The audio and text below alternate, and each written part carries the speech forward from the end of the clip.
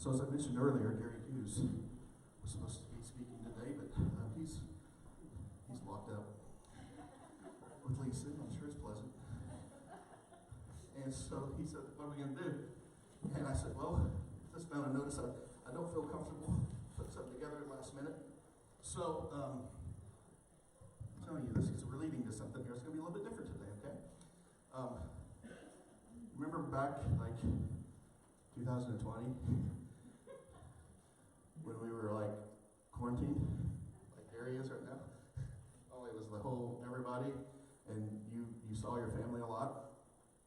Well, during that time, I was making videos to give out to the Momentum kids to watch, to kind of keep them encouraged and do different stuff. And so I want you to go back today. I'm going to show you one of those videos this morning for our message, okay? It's called Daringly Different, okay?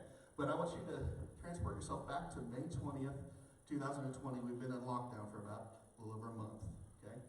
Just when it's getting really fun, okay? And so I tell you that because that's the context I want you to view this in, and to also know that this was originally for students, the student ministry, okay? But I think it applies to everyone. And this is a message about Joseph. It's called Daringly Different.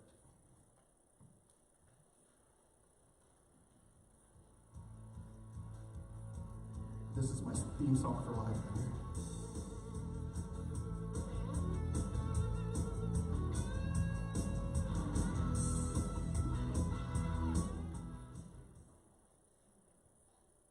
Good afternoon, and welcome to another Momentum video. How you doing? Everybody doing okay? Having a good time at home with all the people that live there with you? Brothers and sisters there with you? They're not on your nerves at all, are they? Mom and Dad, man, you just love being around them all the time, don't you? I mean, it's been days, weeks, a month or so. And gosh, isn't it great? Right, I get it.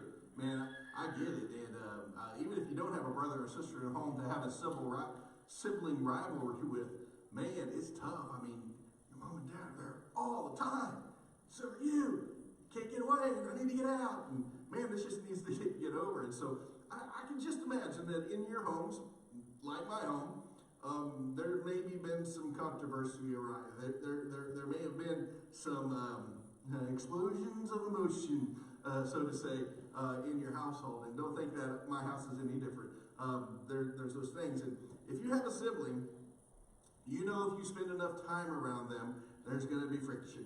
And especially if you spend this much time around them. And even if you don't have a sibling, you know that in relationships, in friendships, and parent and child relationships, there's rivalry sometimes. There's things that go on.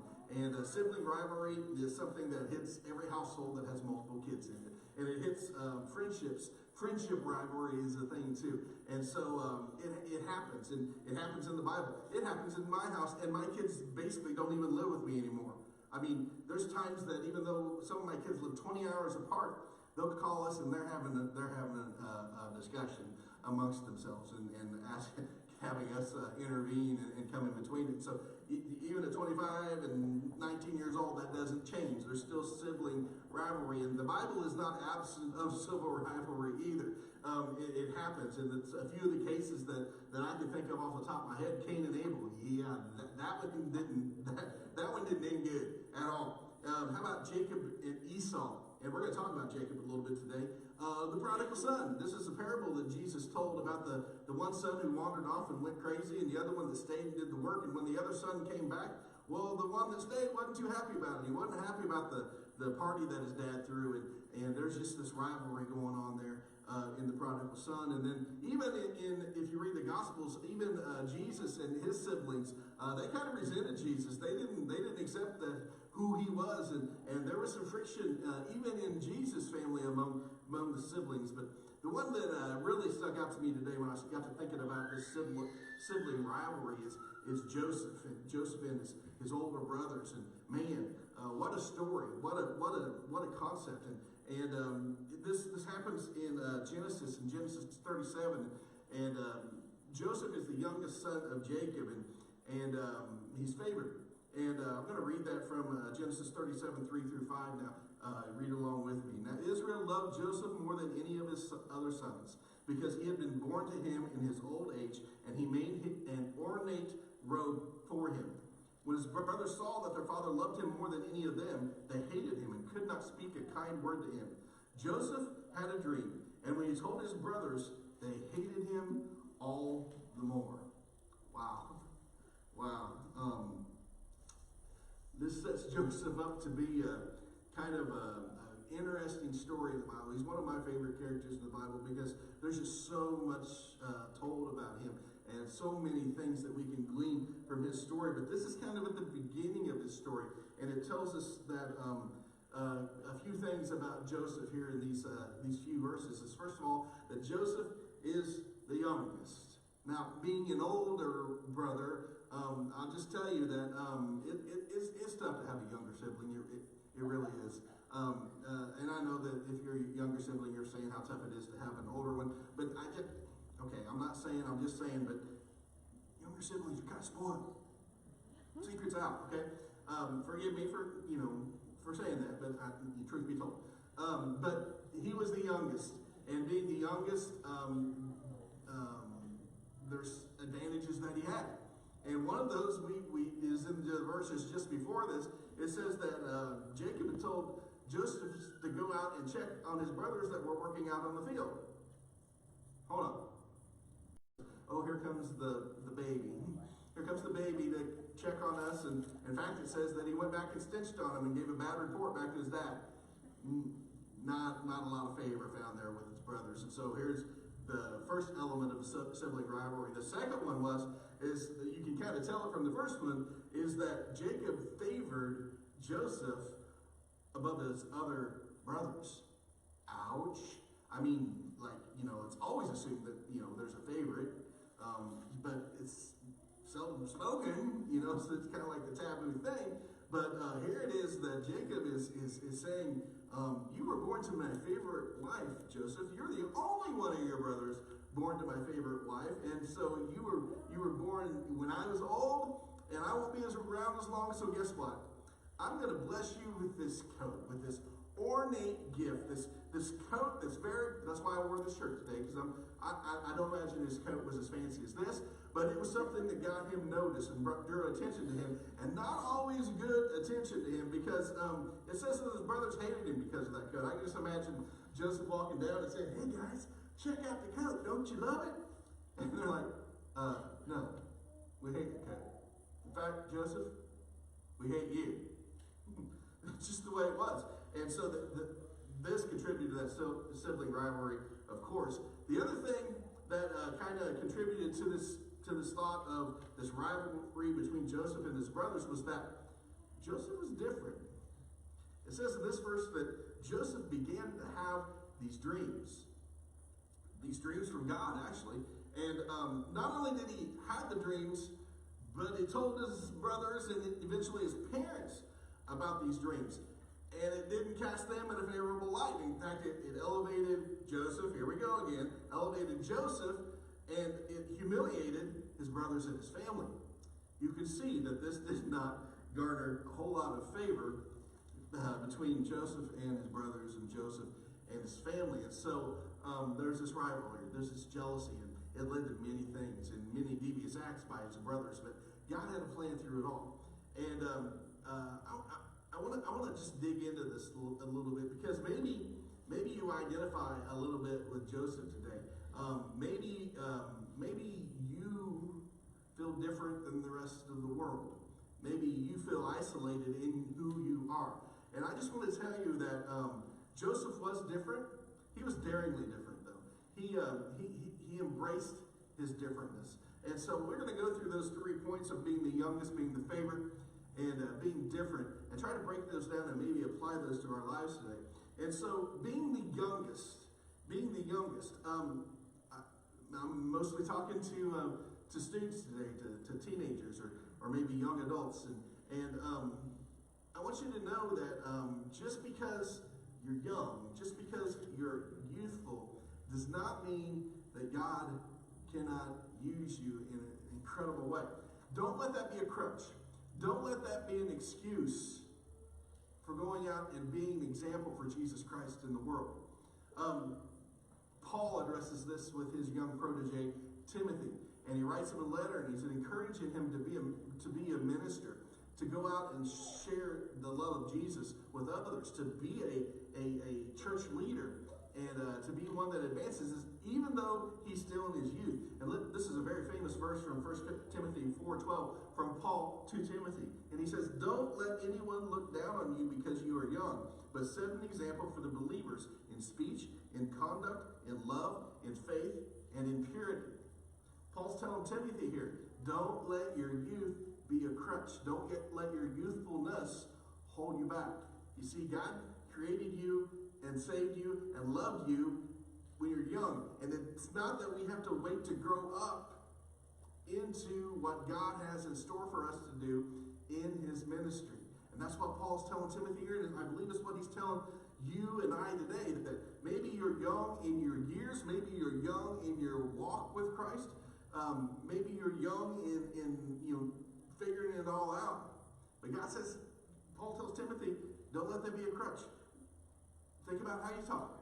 Think about the way you conduct yourself. Be pure. Do the things that you need to do, and I can use you in ministry.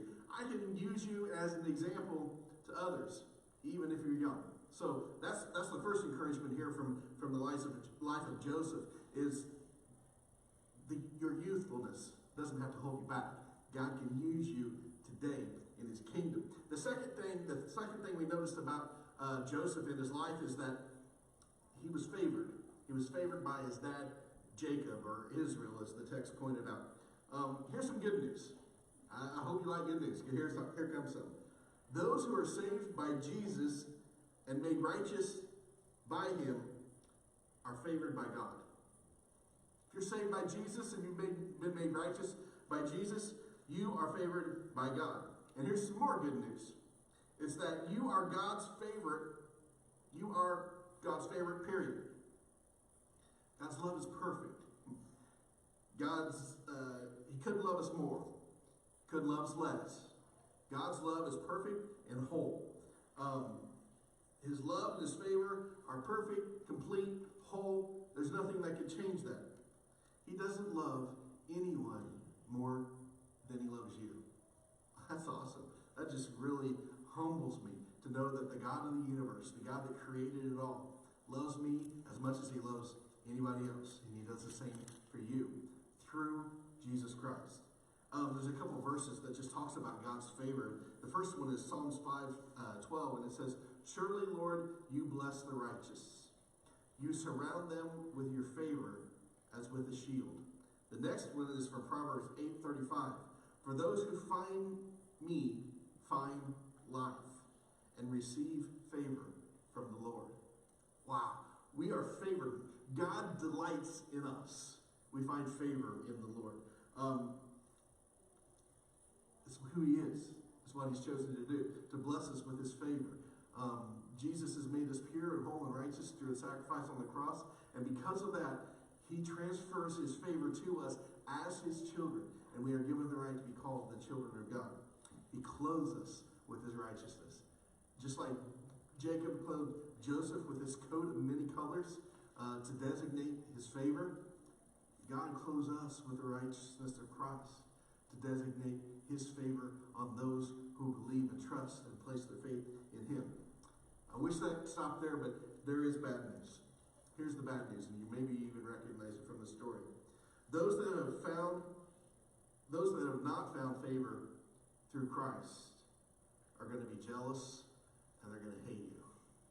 Wow, thanks, Rich. Thanks for that encouragement. But can't you see it? Those who do not have what you have, the favor of the Father, are going to be jealous and hate you because you do. John 15:18 says this, "If the world hates you, keep in mind that it hated me first." Those are the words of Jesus. Those are the words of Jesus.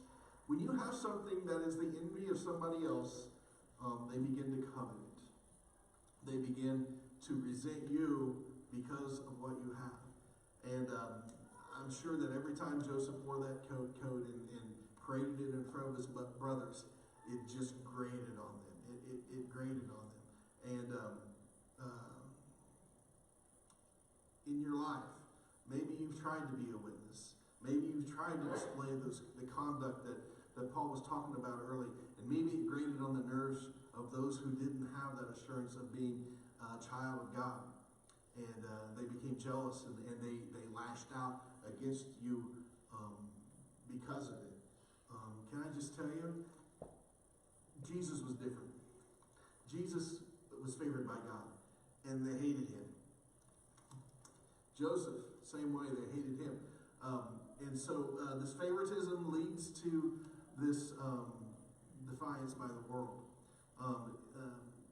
To be favored by God is to not be favored by the culture, because the enemy is moving in the world and is alive in the world and is still acting in the world as long as God allows that to happen. And when you become on Team Jesus, you are kicked off of the team of the enemy, and so he wants to defeat you.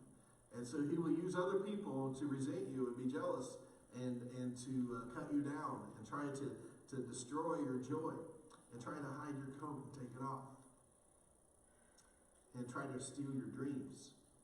That's not what God wants for you. God designed you to be daringly different, and that's what he did for Joseph there. But why did the world hate Jesus, or why did the brothers hate Joseph? It was that very fact that they were different.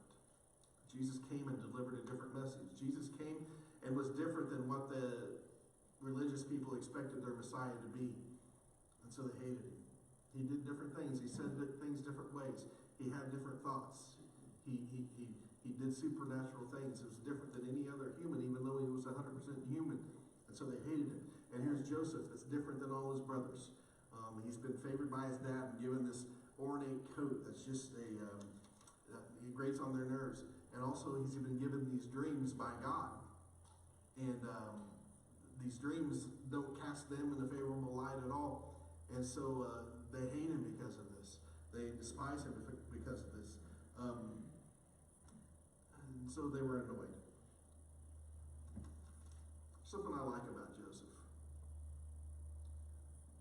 Joseph kept wearing the coat. Joseph kept speaking about the dreams and telling people and interpreting them. Maybe to a fault. But that coat was given to him by his father. Those dreams were given to him by God. And he wasn't going to let the world decide whether he could continue to wear that coat, or whether the world or his brothers or anybody would be able to douse his dreams and put them down, because he believed that God had given them to them. What's God given you? Maybe different from the rest of the world. He's clothed us in his righteousness.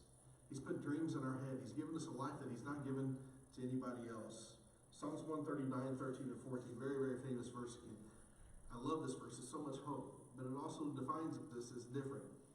It says, For you created my inmost being. You knit me together in my mother's womb. I praise you because I am fearfully and wonderfully made. Your works are wonderful. I know that full well. God designed you just the way you are. He designed the way that you're different from everybody else in the world. And he did it for a purpose. He did it for a reason. And he said, you're wonderfully made. I made you that way on purpose, and you're a piece of art, a masterpiece that I want to complete. And I want to use what's different in you to inspire the rest of the world. So many times we take what we feel is different about us, that makes us different from everybody else, and we try to hide it, and we try to put it away. And we try to say, I don't want to be different, I don't want to stand out. I want to just conform. God does not want us to conform to culture. God wants us to conform to what he made us for. That very thing that makes you different may be the thing that draws somebody somebody else into a relationship with Christ? Do we embrace what makes us different, or do we conform to the norm? It's a good question to ask. Do we wear our coat proudly that God has given us? We are clothed with the righteousness of Christ, or do we take it off when it's not convenient, where it may get us in trouble, when it becomes uncomfortable? Here's Joseph in the rest of the story. And I want you to hear what his differentness ended up to do in the rest of his life. You see, he kept on dreaming. And even though his brothers resented it and eventually sold him into slavery, which ended him up in Egypt, and through this series of events that are just incredible, he ends up in prison. But do you know what delivers him from that prison and into the court of the Pharaoh? Potiphar. Do you know what does that? Those weird dreams that he had. You see, he kept on dreaming. He kept on trusting God. He watched what his conduct was. He remained righteous, and he remained pure, and he kept believing in God and trusting in God. And he kept dreaming. And that his very dreams are the thing that brought him into favor with the king, and brought him into a place and a position that all those dreams that he told his brothers and his family back then came true. And you know what else was the benefit of those dreams? Is that there was a famine that came to the land that Joseph was able to tell Pharaoh to tell Potiphar to prepare for, which probably saved the lives of his family along with the rest of the nation. So those dreams, those things that made him different, those things that the rest of the world resented or caused him to be thought of as weird, eventually paid off because those were dreams that God gave him. You see, dreams are a thing from God, and it got Joseph noticed, and not in a favorable way at that point. But the things that make us different are, in fact, the things that draw us to other people sometimes. The things that we notice about other people are the things that are different. You see, when I turn on the radio, sometimes I don't want to listen to the same old song or the same old music that I've heard along. When I hear a voice that's different, when I hear some lyrics that say things in a way that I've never heard before, when I hear a tune or a melody that is inspiring and different, but it's pleasing to the ear, I listen to that. I stay on that channel, right? When a new kid comes to school, right, and you've been with all your old friends for a long time, well, they're different. They're different, and so you're kind of drawn to, I wonder who this person is. I wonder what they're like, and it tweaks our interest. And so we want to get to know that, and we want to draw into that, okay? I have bird feeders outside my window. It's been some of my entertainment. It's my relief from TV. And I've only taken a picture of one bird so far. Why? Because it was so much different than the rest of them. I have sparrows and wrens and orioles and blue jays and cardinals and hummingbirds. All those things come by my window so I can see where I can see them at my bird feeders. But there was only one bird that I've taken a picture of so far. It's called a blue indigo. And why did I take a picture of it? Because it was so different than the rest of them. I'd never seen one before at my bird feeder, so I took a picture of it. I noticed it because of its difference. And here's what I want to encourage you with today. What's different about you than the rest of the world? And that difference that's in your life, do you hide it because it doesn't conform to the norm? Or you put it out on display so God can use it in a new way? There are special things in your life that God has gifted only you with. He's made you special. He's made you unique. Yeah, that we have so many similarities in common, but it's those differences that God will use to speak to other people in a new way. And it just might be that those things that are different in your life will be the thing that draws somebody that nobody else could have reached. God will take your differences, if you're daringly brave to go out and say, hey world, I'm different. I know I wear a different coat. I know I may do things in a different way. I may say things in a different way. I may think about things in a different way. But God will take those things that He made in us to be different and give them a use and a purpose in His kingdom. He didn't make a mistake when He made you different. My challenge to you today, and to me today, and whoever's listening to this today, is to not hide those things that make you so different, but find a way that you can use them in the kingdom for God's glory, because he made you that way on purpose. He did that for Joseph. Even though Joseph went through this terrible time of being in a cistern and being sold into slavery and being in jail, ultimately, God took those things that made him different, that made him be hated by his brothers and by the world, and used them to put him in a place to make it an incredible story. He made the Bible, folks. He made this long story in the Bible that so many people have been encouraged by.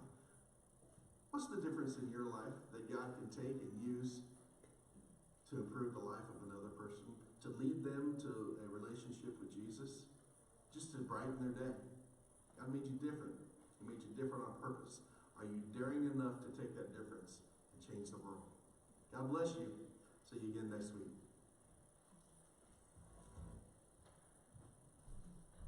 You know what's worse than hearing your voice on tape is seeing your video, seeing yourself on tape.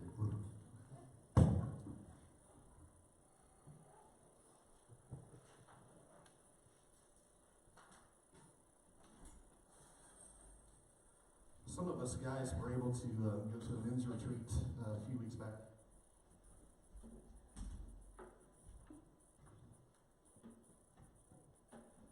And we met a guy there that was different.